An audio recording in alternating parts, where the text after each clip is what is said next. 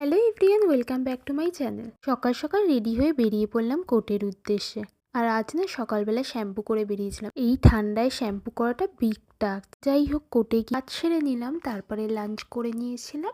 আজকে লাঞ্চে নিয়ে গেছিলাম সুজি।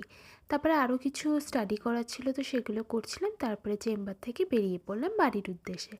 বাড়িতে যাওয়ার পথেই আমাদের বাড়ির সামনে একটা প্যান্টালুন্সের ব্রাঞ্চ আছে, তো সেখানে গেছিলাম। আর সেখানে গিয়ে দেখলাম ফ্ল্যাট 50% অফ চলছে।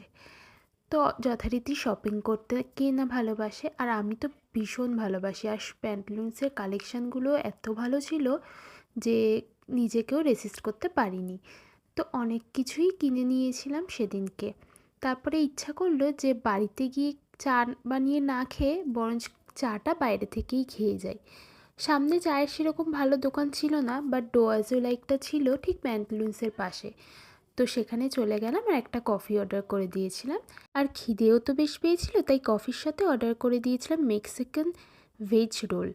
তো এটাও খেতে বেশ ভালো ছিল। আর এভাবেই আজকে আমার দিনটা কাটালাম। তোমাদের যদি আমার ব্লগ দেখতে ভালো লাগে, আমার চ্যানেলটা অবশ্যই সাবস্ক্রাইব করে দিও। টাটা।